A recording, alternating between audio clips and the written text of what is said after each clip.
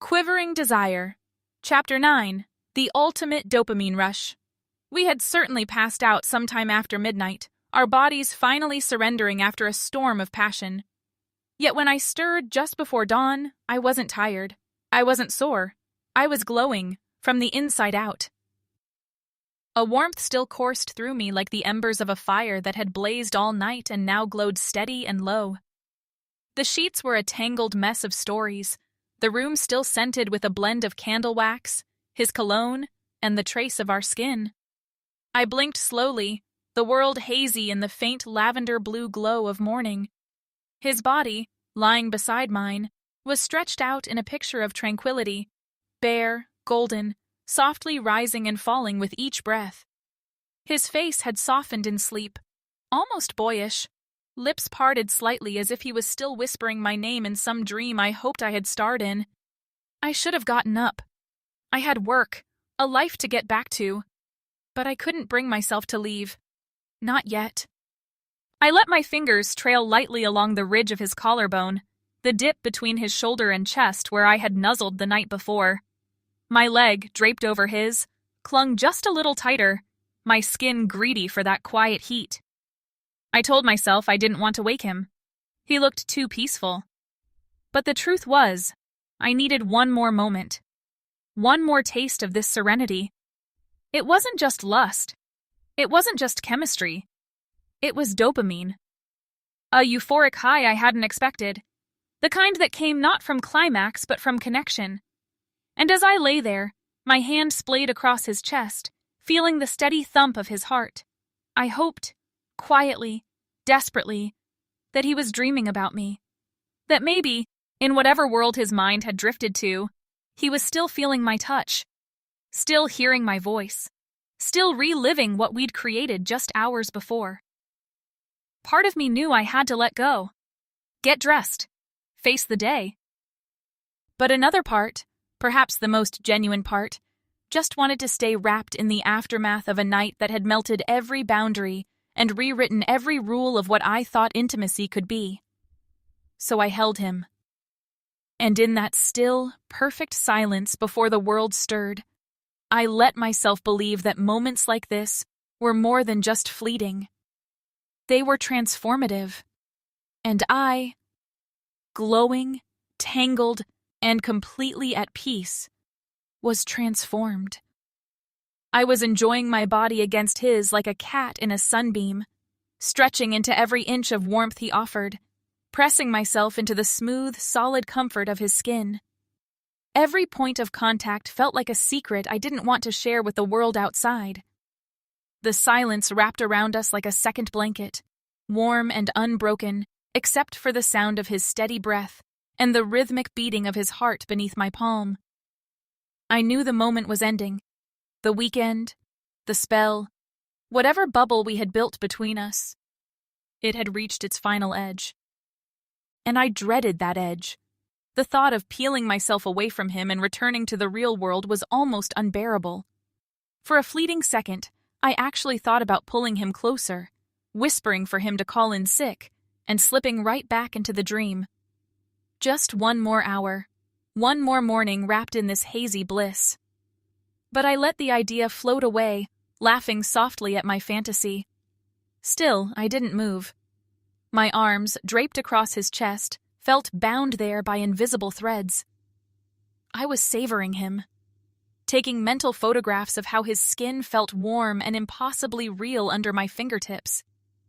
Not possessive in the traditional sense, but with a quiet claim to it. Like I was marking the memory, not to own, but to remember. This wasn't about not wanting to let him go. This was about not wanting to let this go. The feeling, the closeness, the freedom I'd found in him and in myself. I didn't cry. I didn't pout. I just stayed a little longer. When I finally stirred, it wasn't to leave. Not yet. My body moved on instinct. A pull as natural as breath, as reckless as everything else this weekend had been. His eyes were still closed, but he was already awake in the way bodies are before minds catch up. Aware of me, reaching for me without reaching at all. His voice broke through the quiet, low, and gravelly with the remnants of sleep. I hope you're not planning to start something you don't intend to finish. It'd be cruel to leave me hanging. I froze for half a second. Because God, that voice could melt glaciers, could make a woman forget every sane thing she was ever taught about restraint. A smirk tugged at my lips. Cruel? I murmured, shifting just enough to make him hiss through his teeth. I haven't even gotten mean yet. And just like that, the gates flew open.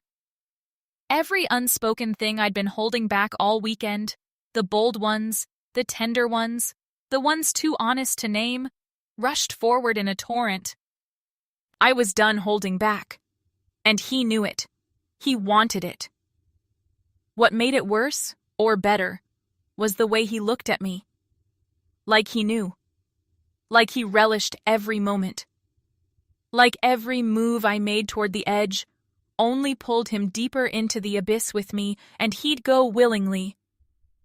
Oh, I plan to finish, I whispered. But not quickly. His breath hitched. His grip tightened. And the roles that had already been shifting all weekend, who led, who followed, who surrendered, dissolved entirely. What came next was neither surrender nor conquest. It was something rarer than both. It was two people so completely themselves with each other that every movement became honest, every sound a confession, every pause a choice freely made. He moved with a kind of focused reverence that made me feel like every nerve ending in my body had been rewired to respond only to him. And I gave back in kind, holding nothing in reserve, leaving no part of myself hidden. You feel like sin, he growled against my throat. Like you were made just to break me. You're already breaking, I breathed, and I haven't even started. A low, wicked sound rumbled from his chest. Half laugh, half something more. We talked between breaths. We laughed between moans. We said things that shouldn't have been said and meant every syllable. And somewhere in the middle of it all, suspended in that impossible space where pleasure blurs into something sacred, I understood what this weekend had really been about. Not escape, not recklessness, recognition. Two people finally recognizing something in each other that neither had the language for until now. Don't, he breathed at one point, forehead pressed to mine. Not yet. I obeyed, not because I had to, but because I trusted him with that power. Fully, freely. You're killing me, I whispered. No, he said, voice like gravel and smoke. I'm remaking you. Our bodies kept moving, slow, perfect, rhythmic. His lips dragged across my throat, whispering things too tender to survive the morning light. You're mine, he said. Always, I whispered back. I just need you to take me. I'm not taking you, he murmured, pulling me closer. I'm keeping you. And somehow, through the ache and the shaking and the impossible pressure climbing higher and higher, I held on. Because he hadn't told me to fall.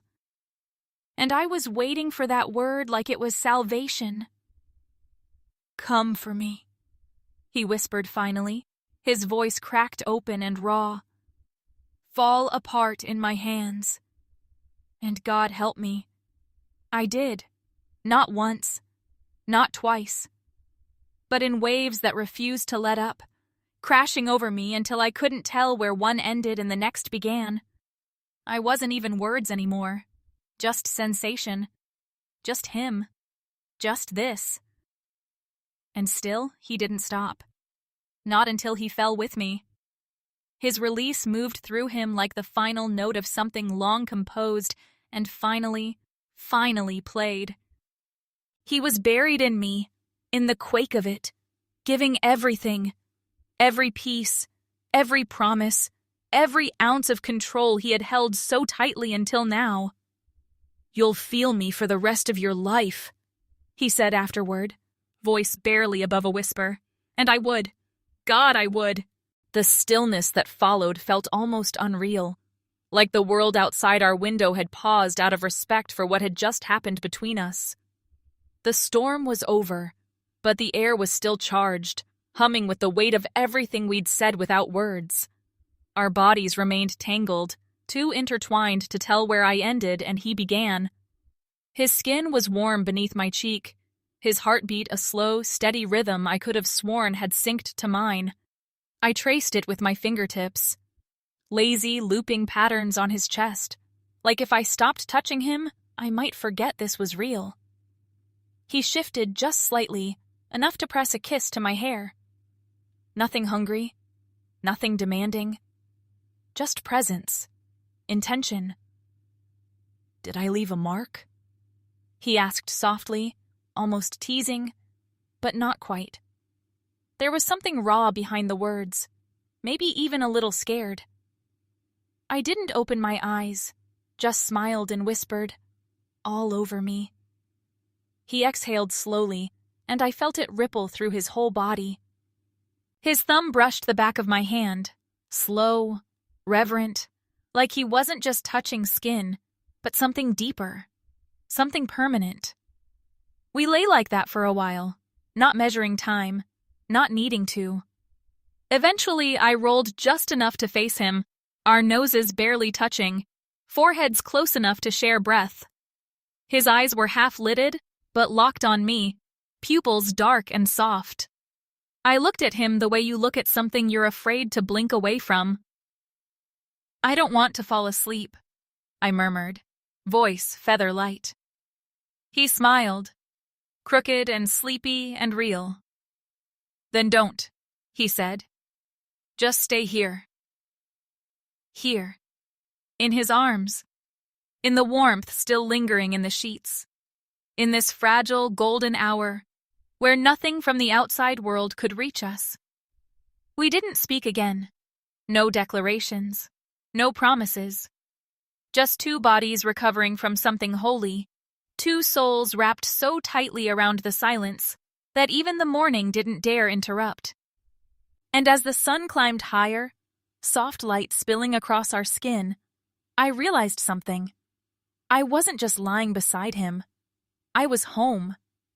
I had only ever heard a few women whisper about something they called Cloud 9, their eyes going distant with memory.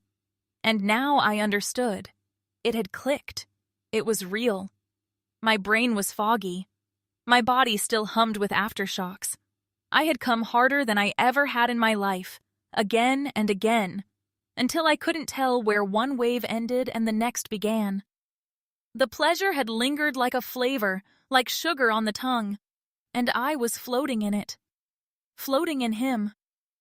After catching my breath, I kissed him, slow, deep, like a thank you and maybe a promise. My lips lingered on his just long enough to leave an echo.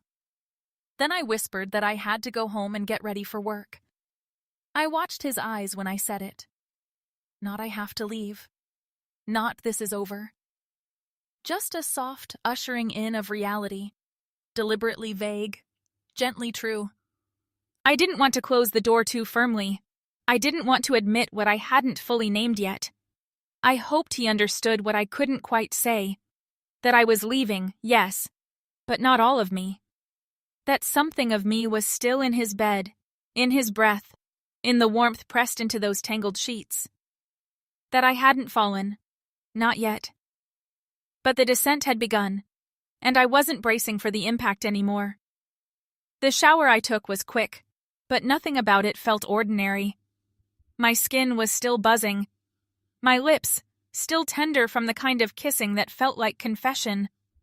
My legs, still shaky beneath me like I'd been wrecked by something too exquisite to stand on. And when I stepped back into my clothes, his scent still clinging to them like a secret, I knew something inside me had shifted. I wasn't just walking into a Monday morning. I was stepping into it as a woman rewritten, bold, claimed, glowing from the inside out. This weekend hadn't changed everything, but it had changed enough.